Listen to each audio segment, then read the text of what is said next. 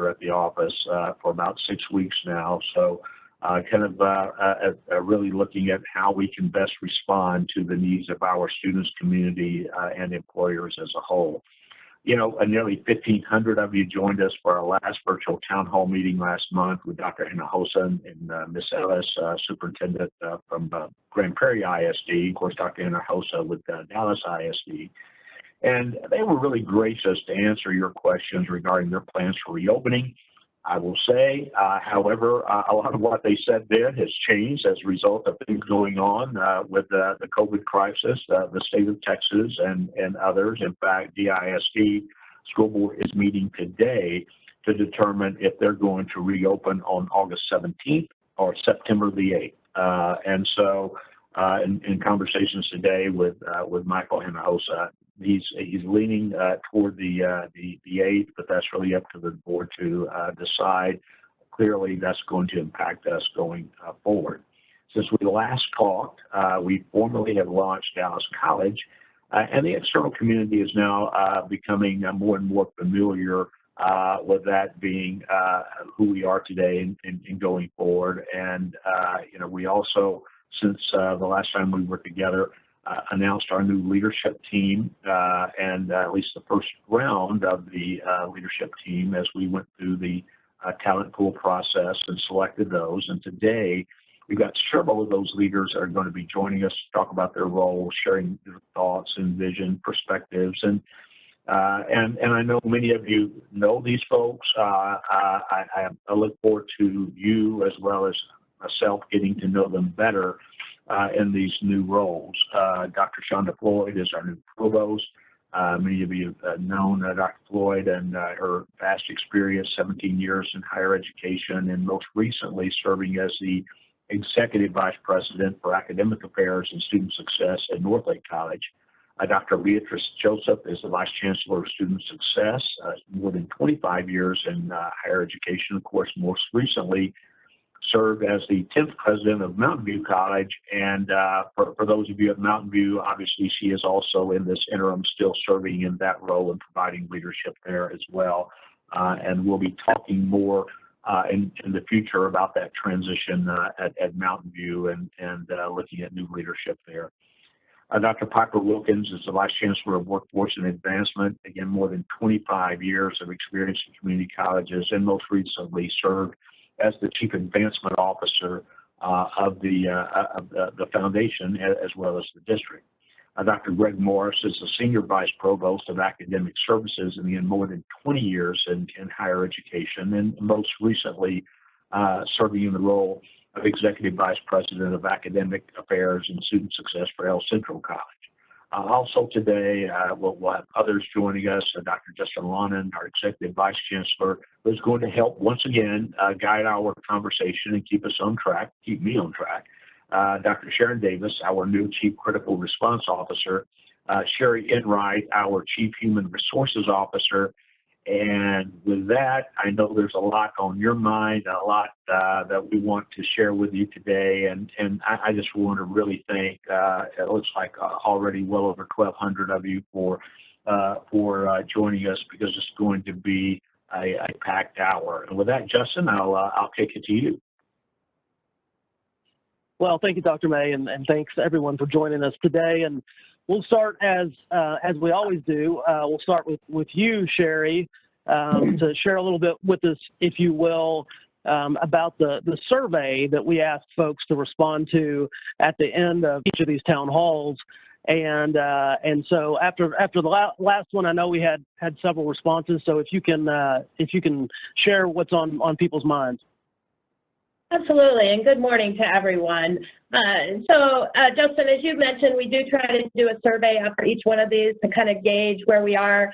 We will not have a survey after this one. I do apologize for that, but look for those in the future. But with respect to the last town hall meeting, the discussion, as Dr. May referenced, with our two superintendents, almost all of you believed that that was a very interesting and valuable discussion and very helpful to you in both your role and personally. We also also asked how you thought the virtual town halls were happening and whether that was with the right frequency. Again, almost all of you strongly agreed or somewhat agreed that they were that they were happening in the right frequency. With this last survey, we also asked a more open-ended question, asking you kind of what you would like to hear about, or maybe what future town halls topics they should cover. And resoundingly, there were two topics, and I bet you could guess them: the COVID-19 pandemic, the return to work, return to our locations, and things around that. And I think you'll hear a lot of some of that today from the team, as well as from Dr. Davis. And then the other topic was the transition to Dallas College, what that may look like, what the timeframes are. And I know you'll hear a lot about that today from Dr. Floyd, Dr. Joseph, Dr. Wilkins, and Dr. Morris. So thank you again for your response, and look for a survey after the next town hall. Thanks. Thanks, Sherry. Well, Dr. May, let me turn back to you. A number of those things that Sherry was just touching on that are on people's minds. Obviously, it's almost August, so we're entering nearly the fifth month of operating in a COVID environment. And so share with us a little bit, if you will, kind of your perspective on where we are as an organization right now, considering we've gone through a lot of change during this time as well. Yeah, and thanks for that. And again, Sherry, thank you, and thank all of you for the feedback. You know, I have to admit, as we got into this, you know, I knew the potential of this to go a long time. I talked with you about it, but I think that was more in my head than truly understanding it with my heart and what we're feeling. And I really see now. As yesterday, there were 30 deaths in Dallas County as a result of COVID. Yes, the numbers of folks infected were down, but you know, people are dying, and the impact of this is real. People have lost their jobs, their families are affected.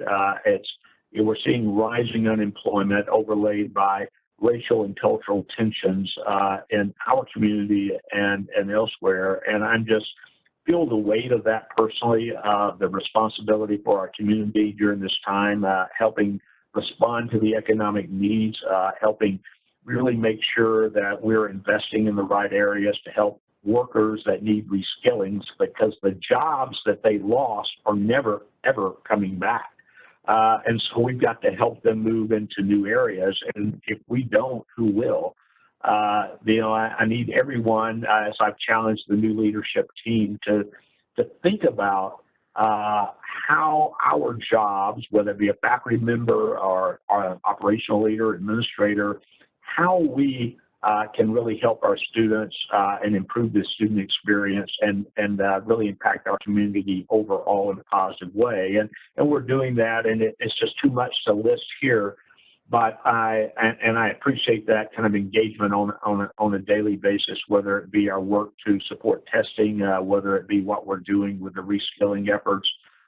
Certainly, it's having an impact. And you know, I guess on my radar, as we've really focused on attacking poverty issue through providing people skills. It's going to be more important than ever, and figuring out how we now recognize the disruption of people's lives that has occurred and how we respond accordingly. I have to say, it's really, really been enjoyable for me the last couple of weeks to get to know better our new college leaders. They've hit the ground running, looking at their own organization. You know, their minds are spinning, both looking at short-term and long-term, particularly about ensuring how we support our academic efforts, our student success, workforce, serve our students, and again, in what I believe is going to be a long-term reality of disruption for many of our students. It will, I believe, the COVID environment will impact their entire college experience, whether with us or at a four-year institution. Of course, our new leadership are going to need strong teams in place, so we're opening up another round of the talent pool process beginning this Friday, tomorrow, Friday, July 24th. The next round will be critical for us making that transition into the next academic year.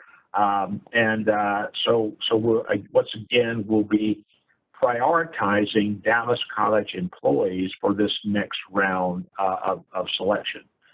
In the academics, the talent pool will include the Vice Provost for e-learning, the Director of the Academic Incubator, which is going to be our program for our initiative to start and support new programs.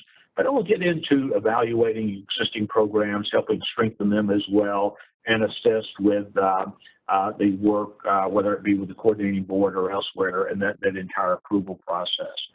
The Director of Student-Centric Scheduling, and as well as the Student-Centric Scheduling Analyst. Boy, you know, with the move to online, the impact of that, what that means, and yet some of our programs not being able to be delivered online, this is going to create a world without precedent for us on the scheduling side. So we'll want to move quickly there to get the talent in place. In the student success, the talent pool will include 3 Associate Vice Chancellor positions. The Associate Vice Chancellor of Enrollment Management to really guide students in that process much more remotely now than in the past. Student success the same, and student support. Also, how do we do that in a remote environment, as well as adjust to the face-to-face, because for a lot of our students, they just don't have access remotely, and so we're going to have to deal with them on a face-to-face basis. On the operations side, this will include our Chief Social Responsibility Officer and the Director of Equity Inclusion, brand new positions for us to really focus on our role and in the culture, and really being able to not only understand, but to make sure that we are supportive and aligned with the cultural movement that ensures broad-based representation, that we're sensitive to the needs of the communities that we're serving. So a lot of moving parts, a lot of things going on, and a lot of opportunity that's there. So I'm really looking forward to the next few weeks as we bring on board this next round of talent in the leadership of the Dallas College. Well, thank you, Dr. May. Well, with that, let's hear a little bit more from some of our new leaders. And I'm going to start with you, Dr. Floyd, if I could. You know, tell us a little bit more about yourself, and a little bit more about your approach to serving as provost, as you serve as the, you know, also as the chief academic officer for this new Dallas College. So kind of a big role, and so share with us a little bit your thoughts around that. Thank you, Justin. Well, good morning, everyone, and I'm really, really excited to be here speaking with you. And, you know, I was trying to think of things that maybe people don't know about me, because I know so many of you I've had an opportunity to work with. So I'm going to stick with some standards. I think by now most people know I'm a Jersey girl, so not a Texas native, but as the saying goes, right, got here fast as I could. So I've just been really pleased with my experience in Texas. And really, I have to say, my experience with Dallas College. My work has always been very important to me, and I'm grateful that each place that I've had the opportunity to work in, I've been able to really create an extension of family, the common bond of the work that we do, but also just the people. So I'm glad to have found that here in Dallas. Some things that I like to do when I'm not working are obviously spend time with my family. I have 3 daughters who I love dearly, so people who know me know that.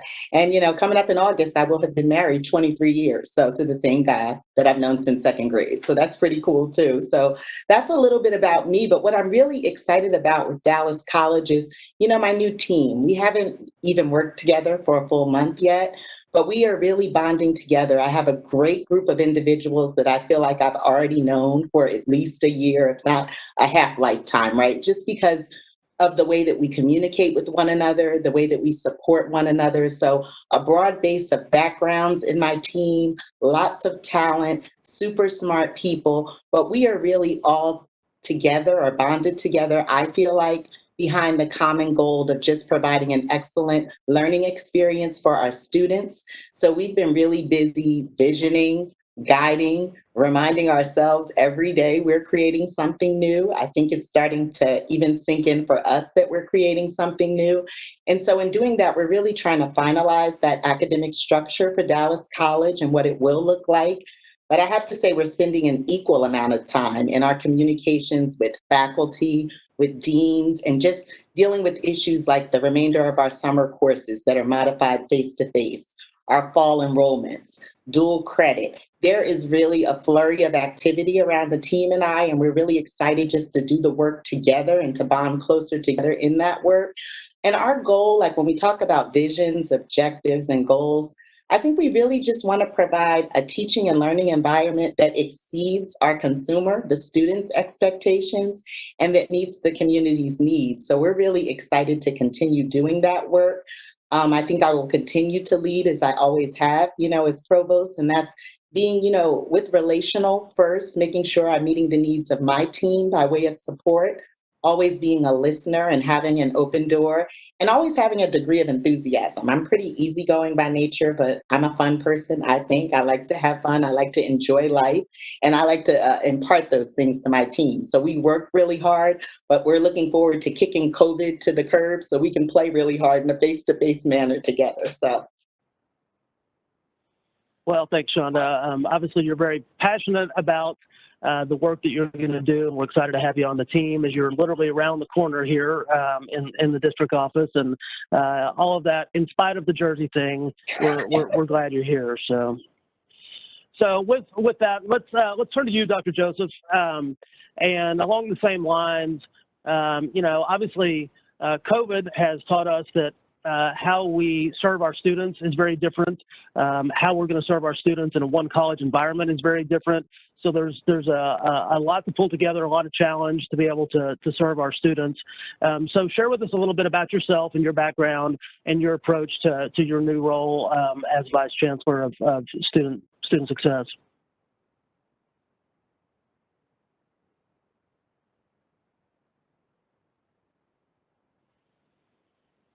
You're muted there, Dr. Joseph.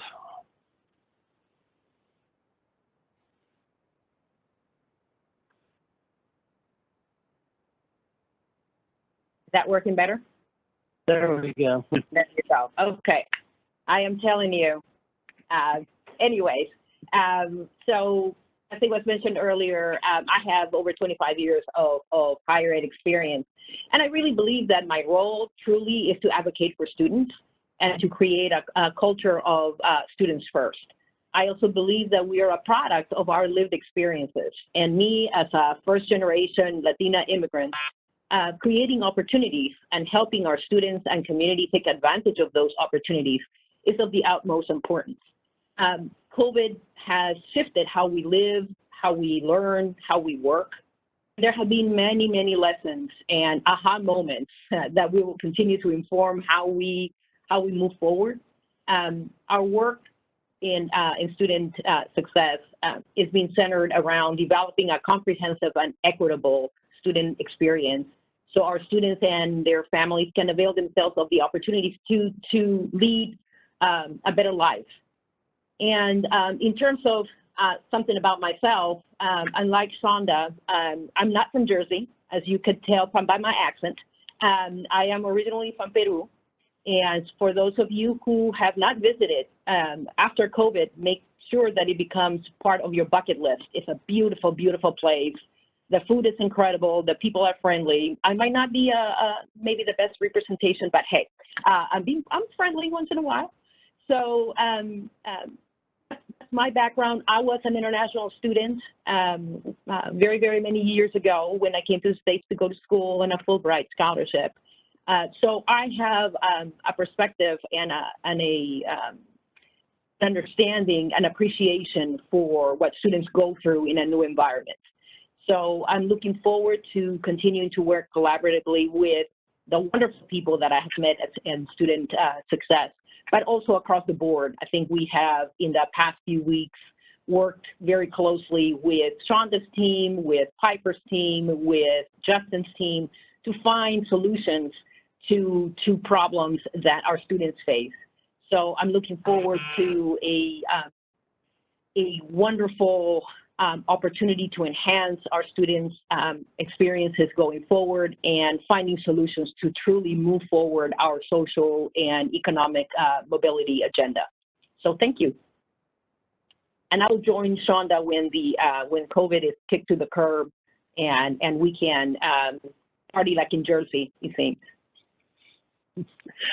Absolutely. Well, we put your focus of students first, and that's clearly going to be important as we move forward as Dallas College.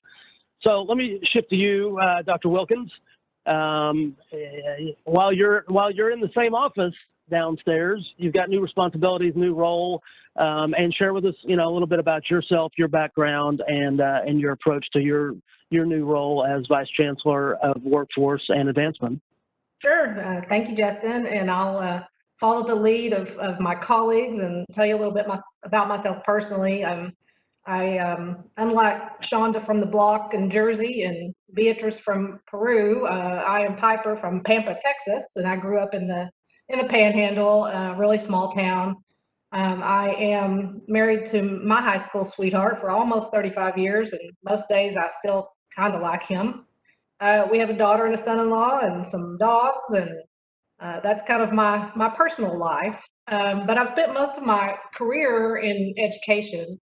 I started out as a high school teacher, business teacher, teaching really old software programs that I can't even remember the names of now, but we used IBM dual floppy disk computers, and they took 10 minutes to boot up, and that kind of thing. So I've also taught a few classes at Eastfield and Cedar Valley about 20 years ago. I stepped out into corporate for a little while and did corporate training and education in the period of Y2K when we all thought the world might end, and then came back into the community college, into administration with another community college system. And I spent some time in student services, alternative teacher certification, resource development, institutional effectiveness, and my favorite spot, really, workforce and economic development for many years. And so over the past 15 years, I've been at Dallas College, the last 5.5 in the foundation, and we've done some really exciting work in those 5 years, particularly the launch of the Dallas County Promise, the relationship with the food pantry or the food bank to get our food pantries up and running and get food trucks coming to our campuses, helping launch the emergency aid program. Those are just some of the really things that I'm proud of our team over the past several years, and that we've done and continue to do to support students. We've continued that through COVID-19, of course, scholarships, emergency aid, grocery gift cards, and I'll talk a little bit more about scholarships and some of those opportunities in greater detail in just a little while. But, I envision the need to continue all those things and to expand the supports that we provide students even more beyond this pandemic. Our community and the level of poverty that so many of our students live in, and every day it seems to be worse, requires us to think about things in a different way. It's not just about helping them pay tuition. It's about helping them address their very basic needs like health and mental wellness and food insecurity and housing. What's happened in our economy over the past several months has really exacerbated those needs for our students. So we'll even need to look at that in a more broad fashion in the months to come as our community starts to recover and our students try to come back to college. I also envision really a much more connected and supportive environment for our students here, and both Dr. Floyd and Dr. Joseph referenced that. We're working together every single day to really design Dallas College in a way that integrates everything for our students, all the supports, all the services, academics, everything, and making it easier, making it a better experience for them so that they can be successful while they're here with us, and once they leave us, to go to a university or go into the job market. Great, thanks, Piper. Obviously, a lot of challenges ahead in the workforce and advancement side, and so we're excited and glad you're in that role. And so let me turn to you, Dr. Morris, in your new role as Senior Vice Provost. We've got a lot of academic services lined up under your area of responsibility. So Piper used the word connection, connector in your role and your responsibilities. That's going to be necessary to do quite a bit. So same sort of things. You can share a little bit about you, your background, and your approach to this new role. And you're also on mute, Greg.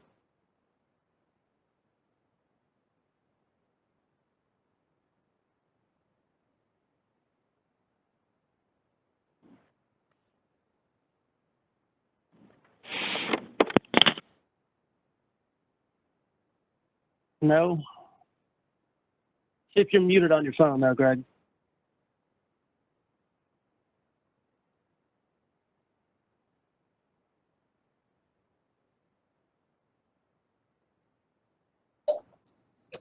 Can you hear me now?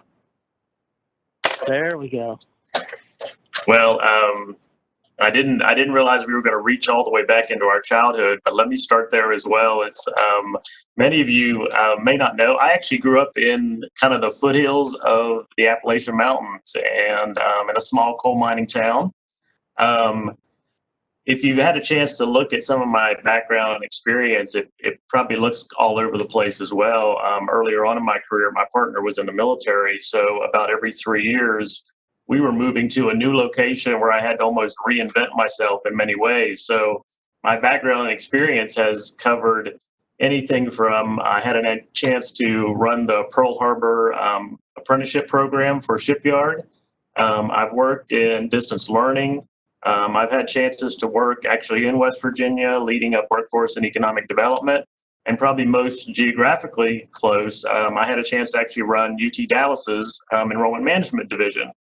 But one of the things that I think I've been really humbled about is through all those experiences, it's really kind of given me a different lens, and I think has helped me become a better leader, not only in those roles, but here at Dallas College. And so one of the things I'm really excited about is getting this opportunity to work in academic services and really, in many ways, to be able to serve a bridge and being able to underpin the work that our vice provosts are doing, but also in some of this really critical, I think, underpinning work across the academic incubator, across curriculum management, institutional effectiveness and assessment.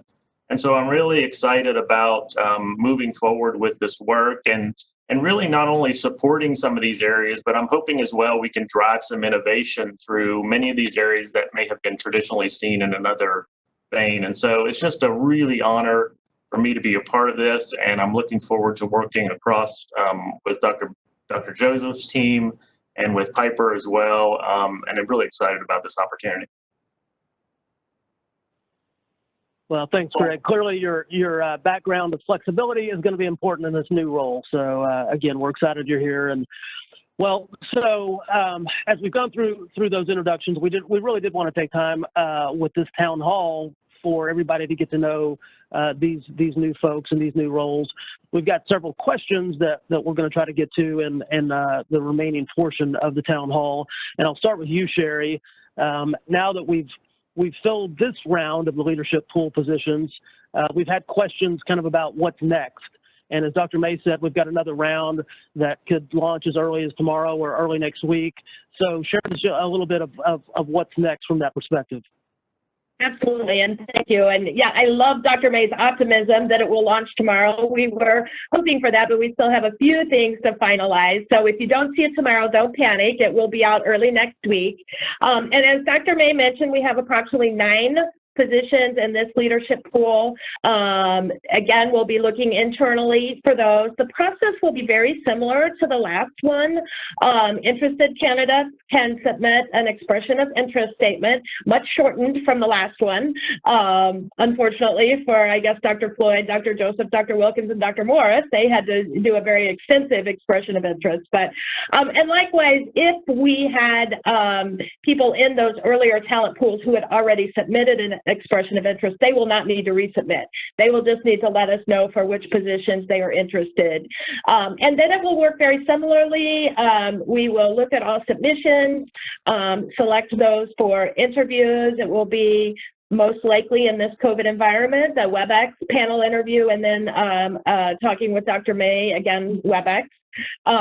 So that's round 2 of the talent pools. We expect that then as these leaders further flesh out their organizations and even levels beneath that, there will be additional talent pools as we look to really define that structure for Dallas College. Great. Well, thanks, Sherry. Clearly, you know, stay tuned. A lot to come on that front, and along with some of the organizational pieces as well. Dr. May, let me shift to you if I could. There's been, you know, there's a lot of news and attention over the last week or so related to international students and some action that came out of Washington that would have impacted some of our international students. And so there's been some shifts of rescinding some initial early thinking around that, but I know you were very engaged on the issue, and just share with us a little bit, you know, your thoughts on how we can support our international students and your thoughts around, you know, that rescinding of that action.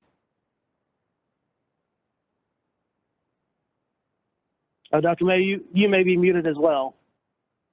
It seems like we've had no shortage of very serious issues that impact our students that we've had to deal with. The good one here, thing about this one today, is at least I don't have to use some of the same colorful language as I've done with others as we've described the rationale behind this and the impact on students. You know, we do have about 2,600 students that were going to be impacted by this, and for many of them, it is in their best interest to be able to, some of them stay in their home country for a little while longer, take online classes till travel opportunities are safer, in some cases even available to come back, and certainly our employers were really engaged in this issue because this is a very important part of the North Texas workforce, and we play a critical role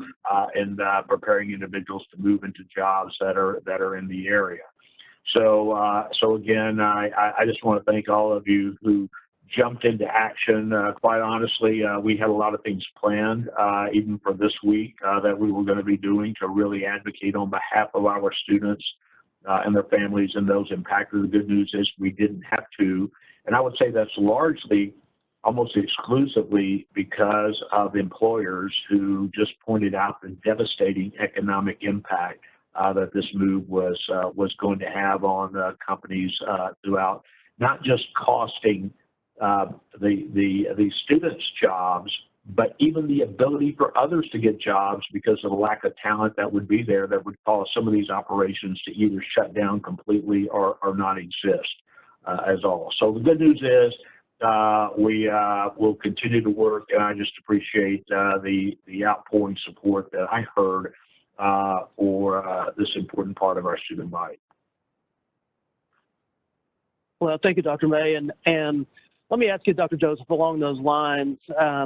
You know, obviously, you were engaged in helping to support our international students as we were thinking about some of these changes that could come, as was Dr. Floyd and Dr. Morris. But I'll start with you, Dr. Joseph. Can you share a little bit about, you know, ongoing with some of these shifts, whether there are more shifts to come or not, you know, how we will continue to support our students?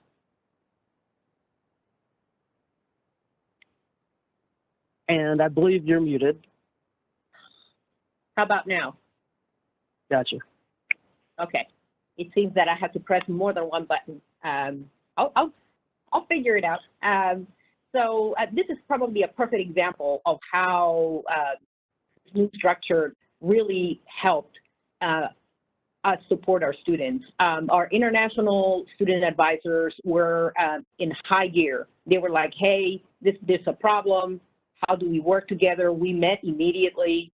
The international student advisors did the research, what courses students needed, what were the options. We passed on the information to Shonda's team. They were working on how they were going to provide options for students so they could remain compliant.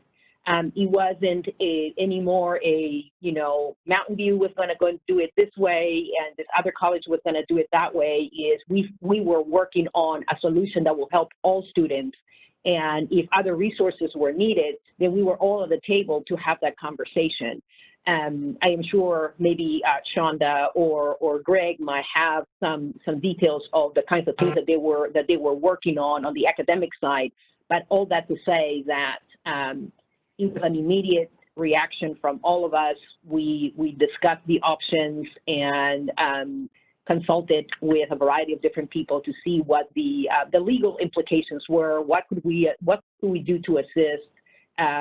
What were immediate solutions? What were long-term solutions potentially? And that's something that we're continuing to do, because we know that things like this can change on a dime, and we need to be ready to provide support for those who, and as I mentioned earlier, they have a special place in my heart, because I have walked in those shoes, and I know how difficult it can be to be able to find a way to complete your education in a place that you're not familiar with fully. So. Yeah, thank you, Dr. Joseph. Dr. Floyd or Dr. Morris, you may have something to add. I mean, I know we had some of our faculty that were very engaged and said, hey, sign me up. I'm happy to help however I can to support those students.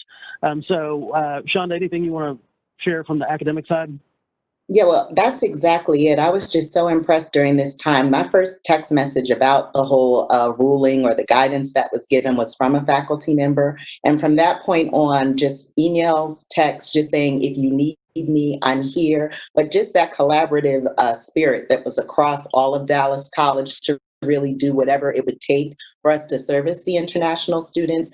So I was really just inspired by that, because it's summertime, but our faculty are aware and they're paying attention. And most of all, they're concerned about our students. And just the lifetime work that we did along with our student services professionals.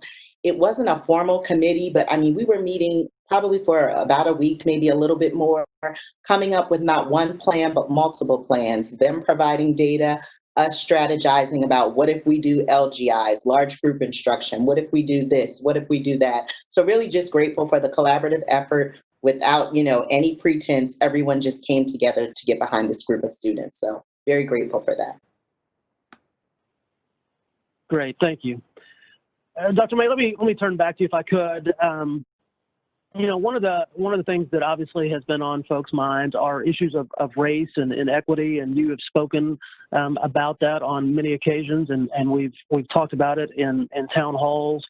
And last year, we were engaged and focused on some of these issues, and had a consultant come in and help guide us a little bit, and we then did a survey of employees on some of these issues.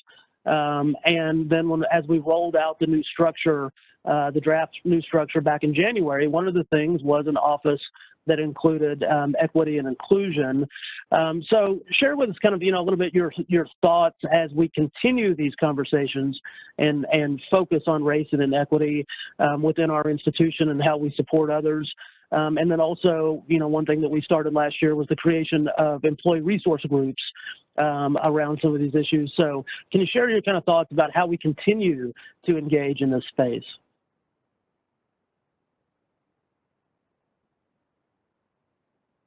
And to continue the trend, you're also on mute there. Very good. I appreciate the question, and I doubly appreciate the complexity of the issue. Certainly, we've been looking at it, concerns about race, equity, the engagement of our employees. It was clear that not everyone felt that they had input in, that their voice was heard, and certainly race and equity was an important part of that dialogue. And with the most recent events that have really kind of surfaced at a heightened level, some of the racial equity issues that exist, we've been able to have more dialogue. And I have to say, personally, this has been a long-term focus. It goes back to my understanding of the importance of eliminating childhood poverty, the fact that race plays a role in that, because if the parents can't get the education and the jobs that are out there, the opportunities for the children won't have the same the opportunities for just for education and for jobs as those that aren't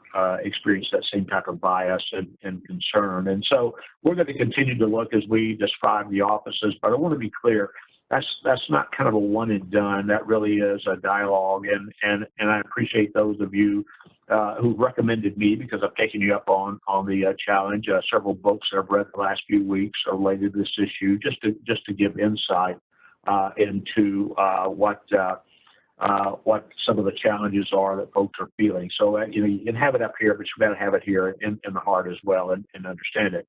In the meantime, we're going to continue to support additional employee research groups as a critical step, so that folks have support internally with each other, a group that they can lean on and look to for help, support, and encouragement.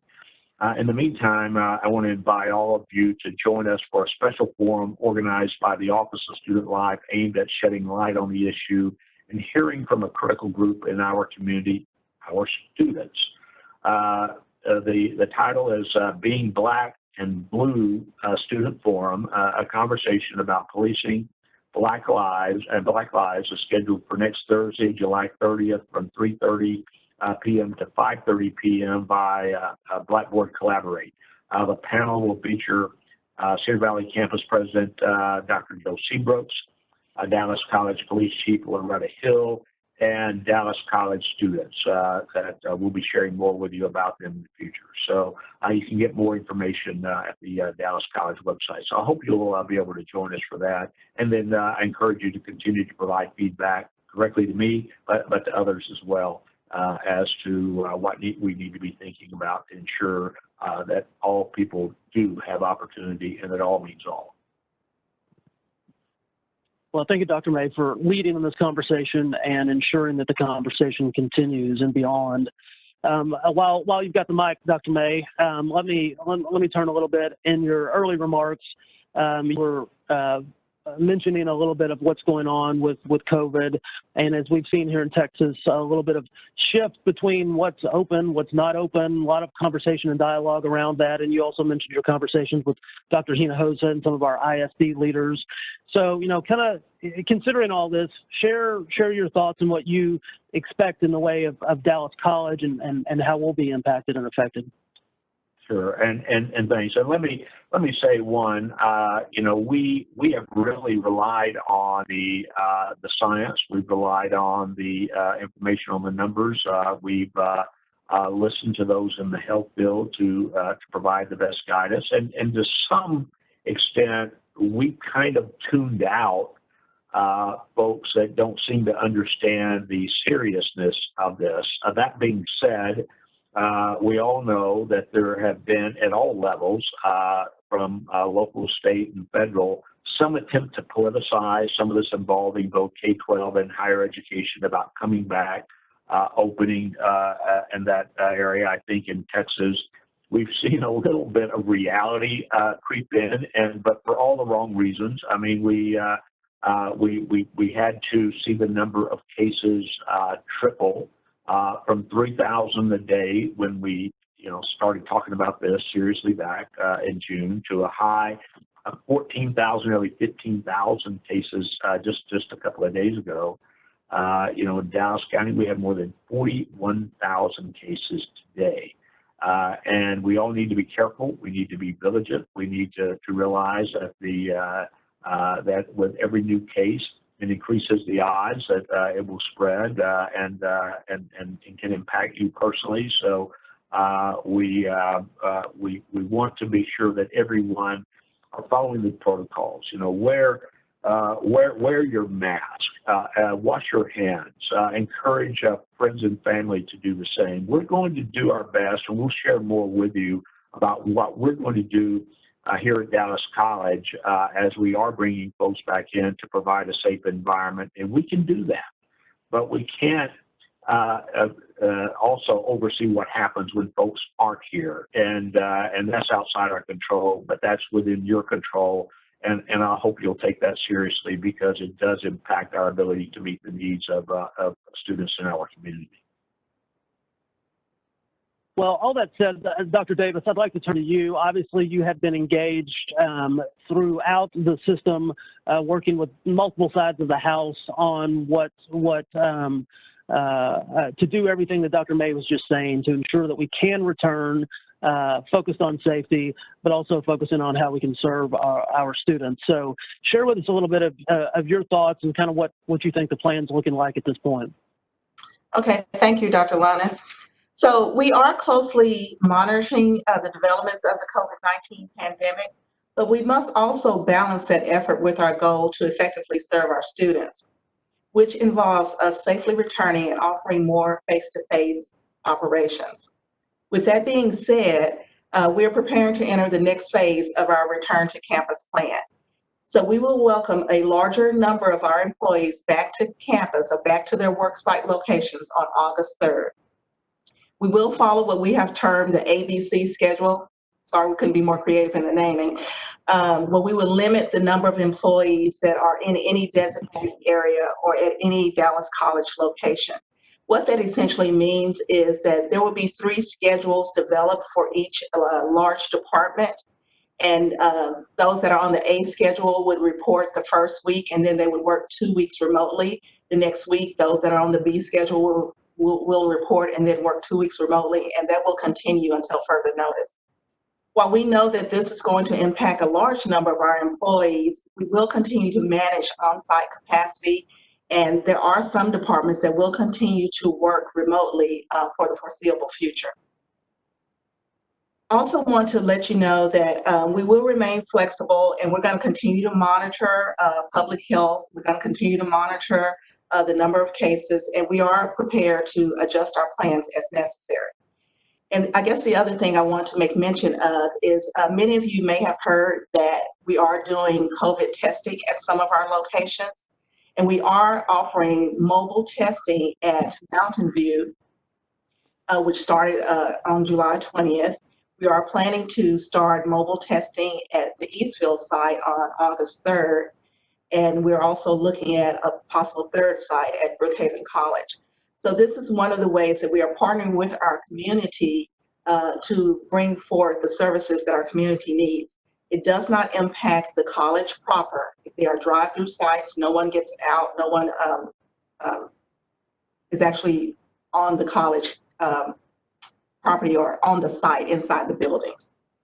So just wanted to kind of bring that information to you for now. This is the plan. We will start back August 3rd with a great deal of our employees return.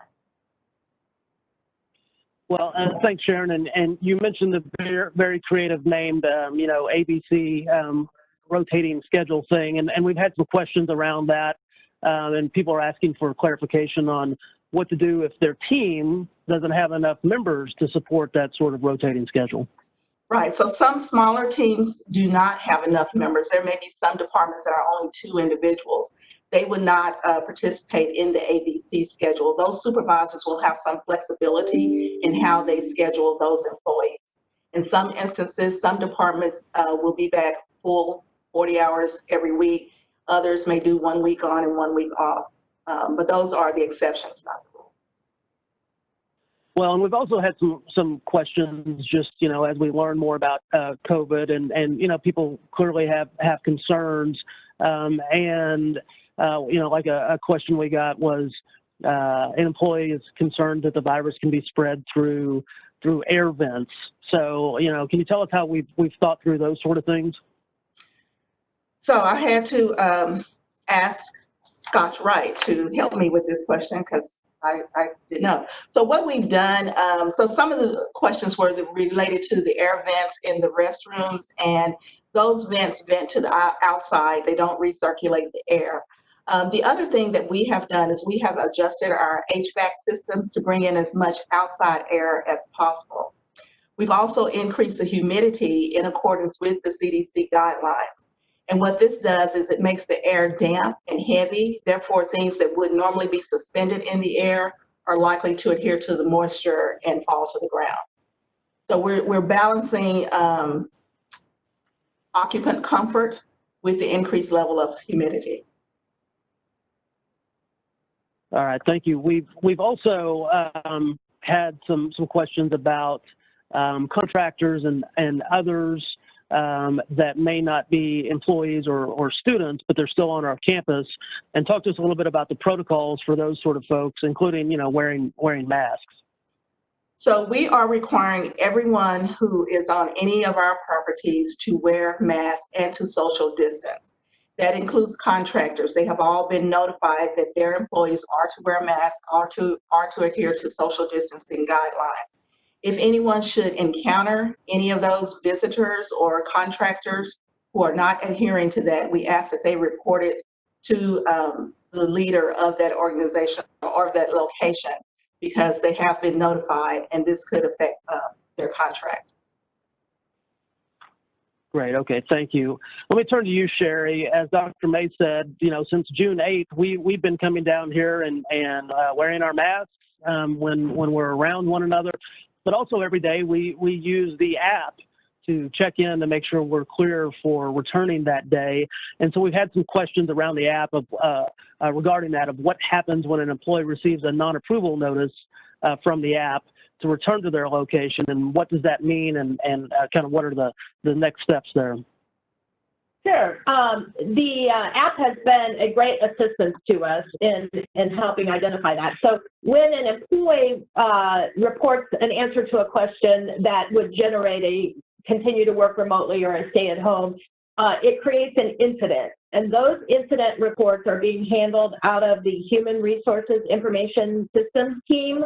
And then those incidents get assigned to various members of the HR team depending upon what the nature of the question is. So for instance, if it's a positive exposure, those are going to our benefits team to address those. If it's I'm in a vulnerable population, those are going to another, the employee relations team, et cetera. And the goal is to clear out those incidents either by addressing it or saying, okay, you are now able to go to work within about a 24-hour period. With so many incidents at the beginning of the use of the app, it was a little bit slower, but now we're getting into that rhythm.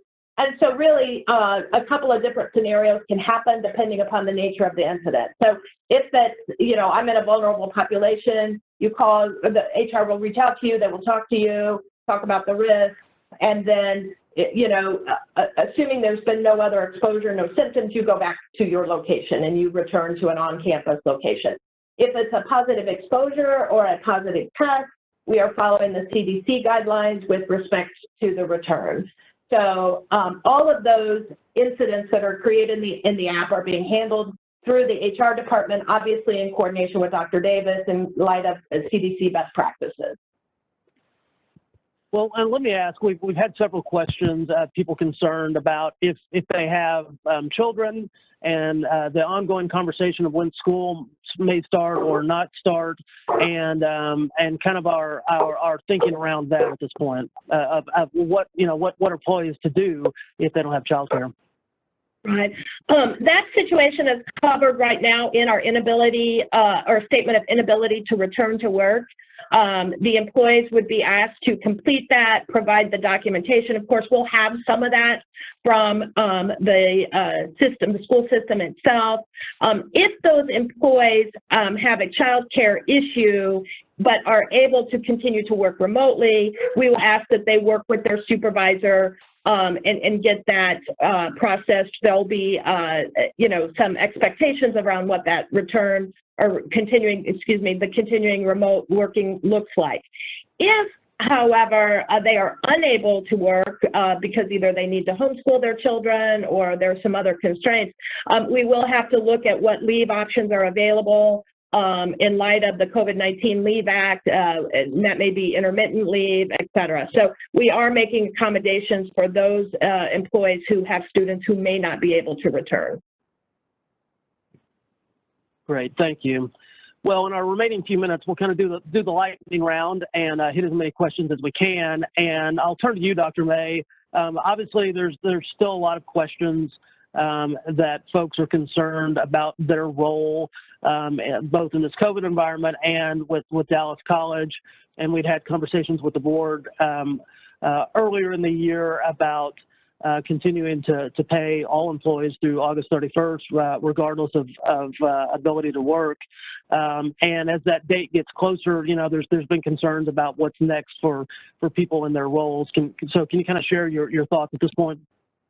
Sure, and probably need more time than we have for some of this, but there are really three issues there. Those that have jobs that they've not been able to do those jobs because simply there weren't students or others there to do them.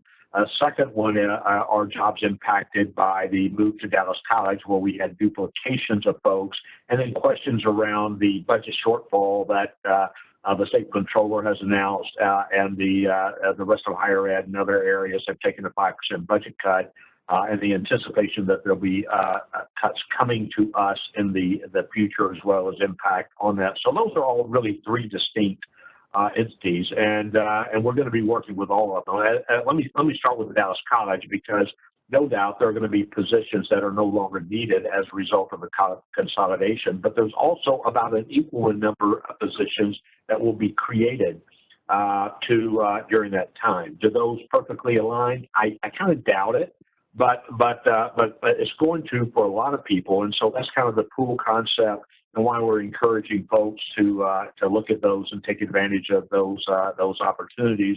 And then I'll be continuing to talk to the board about how we support individuals who aren't able to have jobs in the new structure because of the duplicated effort. The other of those, we are going to be bringing more people back to work, as Sharon indicated, and some of those will include some of the hourly people that have been affected. So we'll evaluate those going forward. Some of those hourly jobs may not exist in the future. Most of those individuals that are affected are not on contract, but have really been paid month to month, and so we'll be evaluating those on an ongoing basis. And for the short run, while we're planning for next year some budget impact, that right now is not a factor in terms of the employment side, like you're seeing at other institutions, both here in Dallas, North Texas, and around the country. Great. Thank you, Dr. May. Well, along those same lines, as you just mentioned, there's been questions about typically there's cost of living adjustments that go on, and so kind of your thinking on that in light of some of these other issues. Sure. Well, I remain supportive of that if the budget allows. Obviously, that's a little bit of a moving target. It's my intent. It's been my intent to recommend some sort of cost of living adjustment to the board. The board is appropriately asked to make sure that, in fact, we can keep that commitment. We don't want to give increases to then get into the layoff as a result of the budget, which right now is not the case. So we'll be having that discussion. Certainly that will be part of the next board meeting where the budget will be discussed. So at this time, so I'll be advancing something on behalf of all employees. We'll certainly have that important discussion and see where we end up with the board. Great. Well, we've only got a couple minutes left here, and so I'll hit a couple things real quickly, starting with you, Shonda. There's been questions, I think, from faculty and others asking about the alignment of academic programs and when we can expect some of those things to happen, like adopting common curriculum around health programs and others. So any quick thoughts? Yeah, that's a work in progress. We're already engaged in that work. Curriculum committees are being established cross-collaboratively across the campuses. And we really had a great presentation already from EMT this summer, where they've already aligned their curriculum and working on aligning their accreditation. So it's a work in process. For nursing specifically, our goal is to have a fall 21 start date for the new aligned curriculum with all of the campuses. Great. And then very quickly, Dr. Joseph, I'll turn to you. There's been a lot of questions about athletics, and we see a lot in the news from other institutions about athletics. So can you give us kind of the quick update on what our plan is? Sure. Can you hear me this time? Oh, good. Hey, at the end of the town hall, I managed to figure out the technology. But as we all know, due to the current COVID situation, all sports competitions have been moved to the spring. And the athletic directors have been working collectively on back to campus protocols to ensure the safety of our student athletes and athletic staff when it's time for them to return. But NJCAA has been very active in this space, and we are, for the safety of our students, all the competitions have been moved to the spring.